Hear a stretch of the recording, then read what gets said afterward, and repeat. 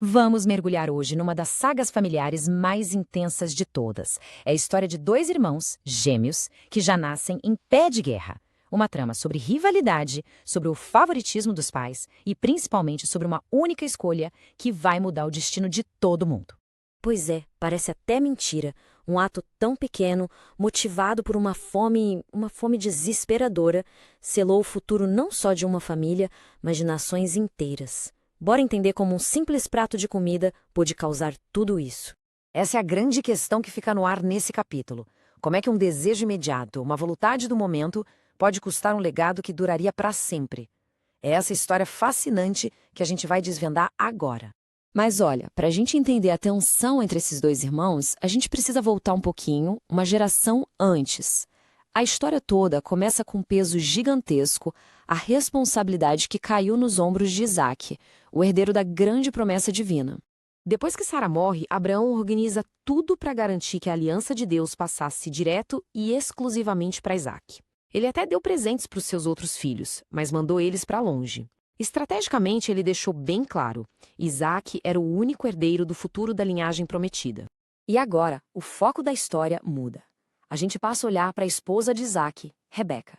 E é aqui que a história vira um verdadeiro drama de mãe, começando com uma dificuldade que, por ironia, ela tinha em comum com a sogra, Sara. E o milagre acontece. Rebeca engravida. Só que a alegria durou pouco, viu? Logo, ela deu lugar a uma angústia terrível. Ela sentiu uma agitação tão violenta dentro da barriga que ela teve certeza: tinha alguma coisa muito, mas muito errada. Essa era a pergunta que não saía da cabeça de Rebeca. A gravidez, que era uma resposta de oração, parecia mais uma guerra do que um presente de Deus. A luta dentro do ventre dela era tão, mas tão intensa, que ela foi buscar uma resposta direto na fonte, desesperada para entender o que estava acontecendo. E a resposta divina foi: uau, chocante e profética. Antes mesmo dos meninos nascerem, o destino deles já estava traçado.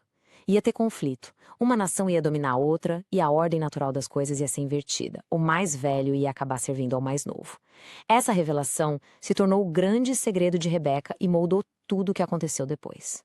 E então, os gêmeos nascem. Os nomes que eles recebem e até o jeito como eles saem do ventre já eram um baita presságio da rivalidade que ia definir a vida deles. Eles eram o oposto um do outro. E essas personalidades tão diferentes acabaram se alinhando com o favoritismo dos pais. Isaac adorava o Esaú, o aventureiro que trazia caça para casa. Já Rebeca, talvez por se lembrar da profecia, tinha uma conexão especial com o Jacó, o mais quieto. Essa divisão dentro de casa foi a receita para o desastre. E aquela tensão que ficava no ar entre os irmãos, bom, um dia ela explode. No momento decisivo, Esaú volta do campo, exausto, morrendo de fome, e dá de cara com Jacó cozinhando. Era o cenário perfeito para uma decisão que ia mudar tudo para sempre. Ok, para a gente entender o tamanho do que está prestes a acontecer, a gente precisa saber o que era a primogenitura.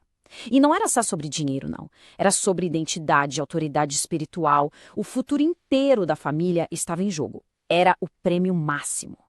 Então, o ponto é este. Ser o primogênito significava levar o dobro da herança, se tornar o novo chefe da família e, o mais importante de tudo, ser o próximo na linhagem da promessa de Deus.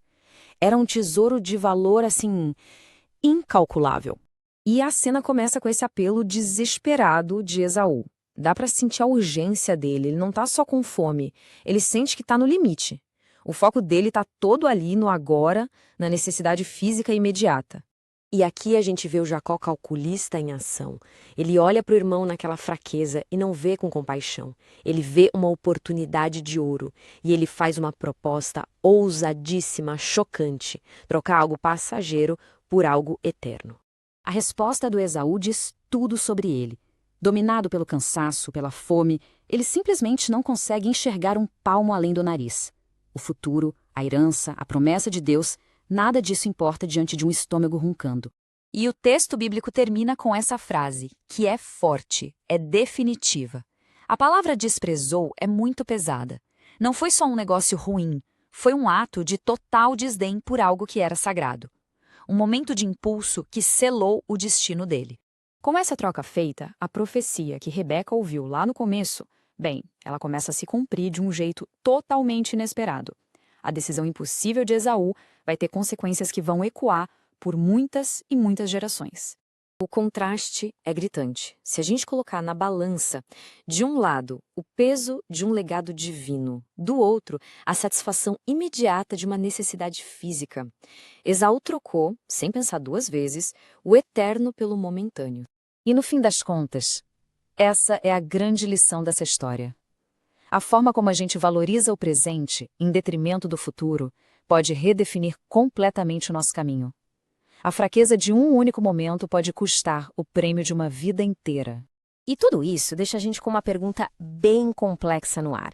A profecia previu que o mais velho serviria ao mais novo. É verdade, mas foi a escolha de Esaú que fez aquilo acontecer. Fica aí a reflexão sobre essa dança complicada entre a soberania de Deus e a nossa responsabilidade.